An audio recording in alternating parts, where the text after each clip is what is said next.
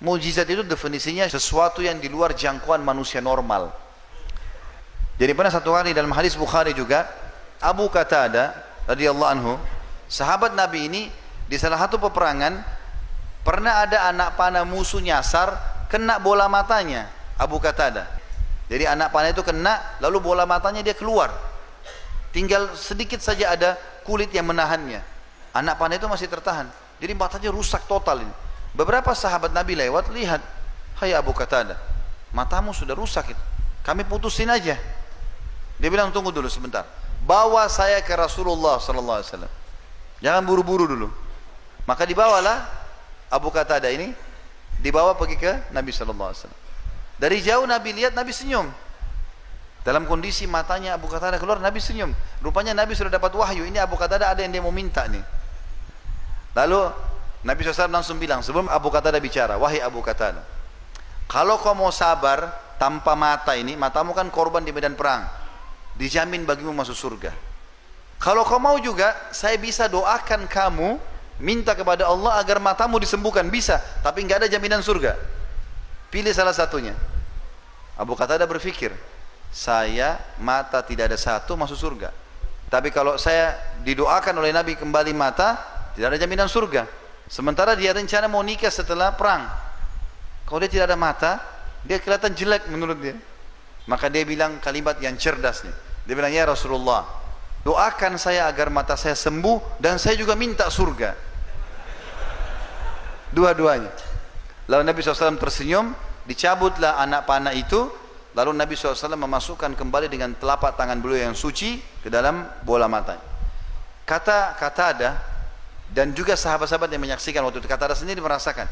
Dia bilang, tadinya kan matanya rusak. Kita bayangkan kalau mata kita rusak satu, ini sudah jelas nggak kelihatan, ini cuma ini kelihatan. Dia bilang, begitu Nabi SAW angkat tangannya, maka saya tidak bisa bedakan mata mana yang tadi rusak. Dua-duanya terang. Kata para sahabat, kami nggak bisa bedakan, yang menyaksikan itu, mana mata Qatadah yang rusak tadi. Karena semuanya utuh kembali, termasuk kulit-kulitnya, tidak ada bekas sama sekali. Dan itu menandakan mukjizat Nabi SAW dalam mengobati penyakit. Dan banyak sekali sahabat yang menghadapi seperti ini tentunya. Kemudian ada juga kuasa Nabi SAW terhadap pohon, teman-teman sekalian. Dan ini disebutkan dalam hadis Bukhari Muslim, bahwasanya Nabi SAW sering kali kalau khutbah di zaman dulu, di mihrab beliau seperti ini, di depan sekali itu, tempat beliau selalu sholat dijadikan sebagai sutrahnya, itu batang pohon kurma, sudah ditebang atasnya, ditebang akarnya, lalu ditancapin. Zaman dulu memang orang buat begitu, jadi pohon kurma ditebang atas, tebang akar, ditancapin berdekatan jadi tembok. Ada satu batang pohon besar. Nabi SAW kalau sholat menghadap situ. Kalau khutbah Jumat, belum ada mimbar waktu itu. Nabi SAW kalau khutbah beliau berdiri membelakangi pohon itu. Kalau capek beliau sandar di situ. Atau lagi ceramah, lagi diskusi sama sahabat begitu. Maka satu waktu ada satu sahabiat Nabi perempuan dalam hadis sahih ini mengatakan, ya Rasulullah, saya lihat anda kerepotan dengan cara seperti ini. Bagaimana kalau saya punya bapak pegawai, bisa ahli kayu, dia bisa buat mimbar. Saya buatin anda mimbar. Kata Nabi SAW, buat aja. Rupanya, tiba hari Jumat, mimbarnya selesai. Mimbar Nabi SAW itu 3 anak tangga. Dikasihlah kepada Nabi SAW. Nabi waktu mau khutbah Jumat, keluar dari rumahnya masuk ke masjid, lihat sudah ada mimbar. Maka beliau pun naik di atas mimbar itu. Kata perawi hadis ini kebetulan diriwayatkan oleh Jabir radhiyallahu anhu. Maka kata Jabir, kami tiba-tiba mendengar waktu Nabi SAW sudah salam, lalu menunggu azannya Bilal selesai, ada suara tangisan seperti tangisan anak bayi, dan lama-lama suara itu membesar mirip dengan suara induk unta yang sedang mencari anaknya yang hilang. Kami bingung, suara dari mana ini? Nabi SAW lagi di atas mimbar, suara itu terdengar satu masjid. Maka kami menyaksikan Nabi SAW turun dari mimbarnya, kemudian mendatangi batang pohon yang ada di depan mihrab beliau, lalu memeluknya seperti memeluk anak kecil, sambil berkata, demi Allah kalau aku tidak memeluknya, maka dia akan menangis sampai hari kiamat. Ternyata batang pohon pun teman-teman yang sudah seperti ini bisa mengenal Nabi SAW. Padahal di mata kita sudah mati pohon itu, karena sudah ditebas atasnya, tebang akarnya gitu ya. Juga ada kuasa Nabi SAW terhadap air. Jabir bin Abdullah menceritakan dalam hadis Bukhari, itu bahwasanya di kesepakatan Hudaybiyah pernah kami berangkat 1.400 orang menuju ke Mekah ingin umrah, tapi ditahan oleh Quraisy. Di sana kami kehabisan air. Waktu Nabi SAW minta air, ingin pulang ke Madinah, seember air untuk wudu, maka didatangkanlah ember air tersebut. Lalu kemudian seluruh sahabat ada di sebelah Nabi SAW. Maka Nabi SAW tanya, kenapa kalian ini? Kata para sahabat, ya Rasulullah, kami tidak punya air kecuali yang di ember anda ini.